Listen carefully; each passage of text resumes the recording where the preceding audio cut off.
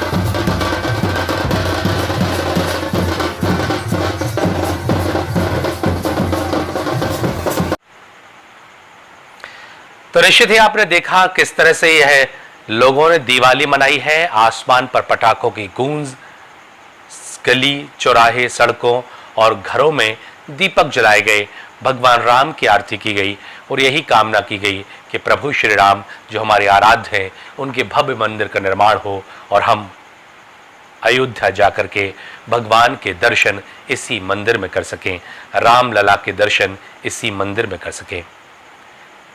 आज के दिन हमारे सांसद, केंद्रीय संस्कृति और पर्यटन मंत्री प्रहलाद सिंह पटेल दमोह पहुंचे। हालांकि सुबह सुबह जैसे ही सूचना मिली कि प्रहलाद जी भाई साहब आज दमोह पहुंचे हैं, थोड़ा आश्चर्य जरूर हुआ, क्योंकि वो भारत सरकार के केंद्रीय संस्कृति और पर्यटन मंत्री हैं, लेकिन वो अयोध्या में ना होकर दमोह में थे और वो बड़ी देवी मंदिर पहुंचे थे, जिन्हें हम बड़ी बहू के नाम से जानते हैं। हम अपनी आराध्य देवी के रूप में उन्हें पूजते हैं और प्रहलाद सिंह पटेल ने वहां पर पहुंच करके माँ देवी की आराधना की और आराधना की कि भगवान राम का जो मंदिर अयोध्या में निर्मित होने वाला है वह निर्विघ्न संपन्न हो। उन्होंने कामना की, पूजन अर्चन की। यहाँ पर मौजूद अनेक लोगों ने क्या कुछ कहा वह हम आपको सुनाएंगे।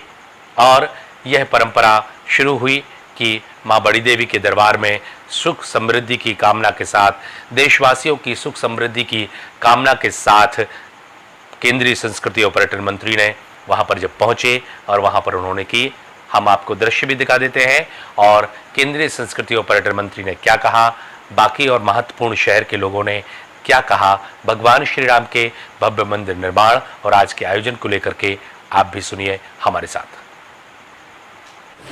आज हर भारतीय के लिए और हर सनातनी के लिए ये ऐतिहासिक दिन है और मैं मानता हूँ कि जब वहाँ पर जिस मुहूर्त में शिला रखी जाएगी उसकी ऊर्जा हम धरती के किसी भी कोने पर हों हम महसूस करेंगे, ऐसा मेरा विश्वास है।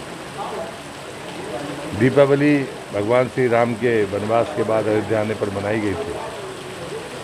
मैं अयोध्या की एक दीपावली में मुझे वहाँ पर उपस्थित रहने का संयोग भी मिला था। मुझे लगता है कि आज भी पूरा देश दीपावली मनाएगा। शताब्दियों का जो संघर्ष था, हमारी आस्था, हमारी आध्यात्मिकता और हमारे आदर्श आचरण का जो प्रतीक है भगवान श्री राम, उनके दिव्य और भव्य मंदिर बनने का शुरुआत होगी। हम अपनी आँखों से इसको देख पाएंगे, इस बात के लिए हम सौभाग्यशाली हैं। जो जहाँ है हमारी जो खेरमाई है, बड़ी खेरमाई, स्वाभाविक है कि हम उनकी छत्र छाया में यहाँ रहते हैं, तो उनके चरणों में आशीष मांगना, हम अपने प्रसन्नता को उनके चरणों में अर्पित करें। और लॉकडाउन के कारण मैं काफ़ी लंबे समय से खेरमाई नहीं आ पाया था, तो मैंने आज तय किया था कि आज जाकर इसी पुण्य क्षणों में उनका दर्शन भी करेंगे, आशीर्वाद प्राप्त करेंगे और उनके प्रति आभार भी व्यक्त करेंगे तो उन्हें कृपा की और ये दिन हम सबको देखने के लिए मिले। भारत देश को पिछले 500 वर्षों से जिस मंदिर की प्रतीक्षा थी निर्माण की, निश्चित ही हमारी मोदी सरकार के द्वारा उस मंदिर का निर्माण किया जा रहा है।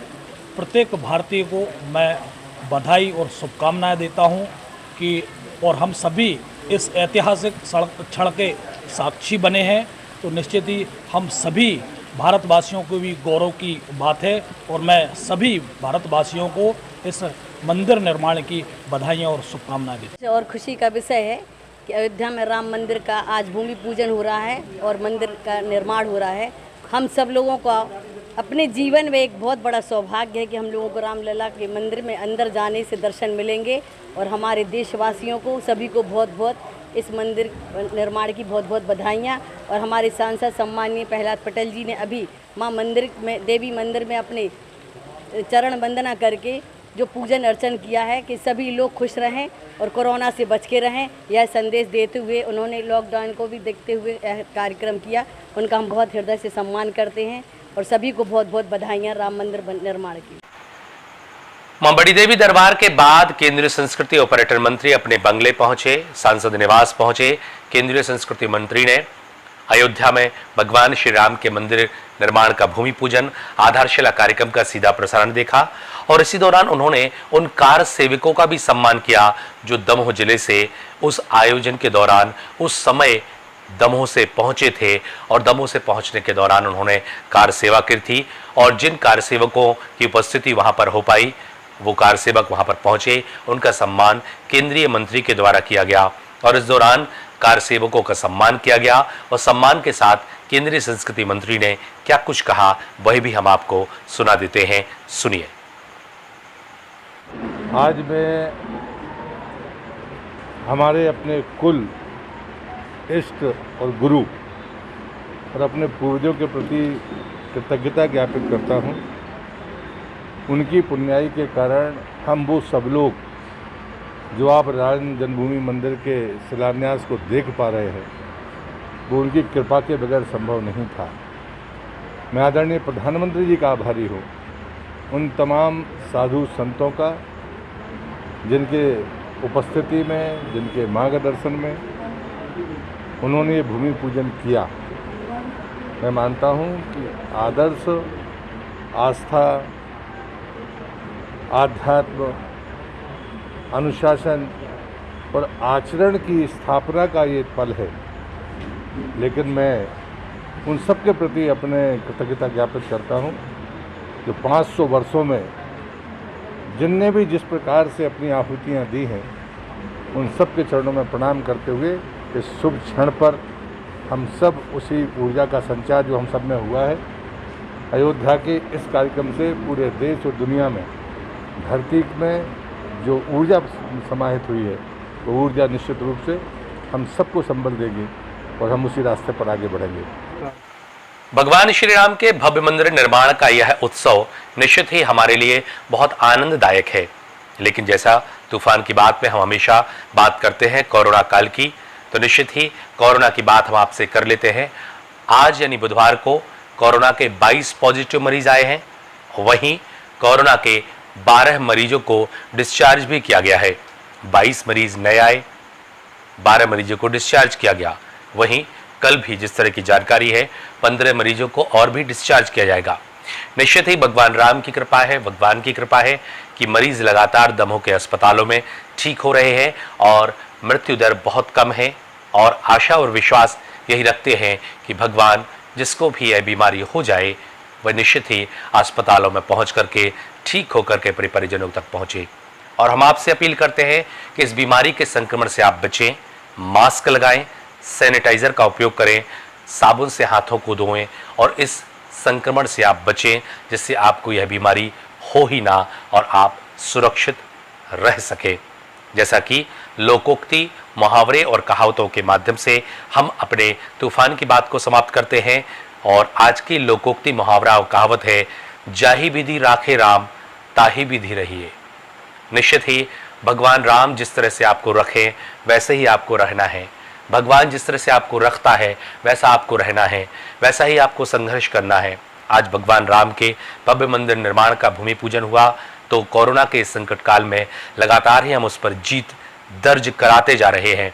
भगवान राम की जैसी इच्छा है, वैसी इच्छा होगी और जल्द ही लोग इस कोरोना जैसी महामारी के संक्रमण से अपने आप को बचा भी पाएंगे और इससे मुक्त भी हो जाएंगे। हमें लड़ना है, जीतना है और भगवान राम की कृपा हमारे ऊपर बनी रहे। इन्हीं कामनाओं के साथ तूफान की बात में आज केवल इतना ही। जय श्री राम, नमस्कार।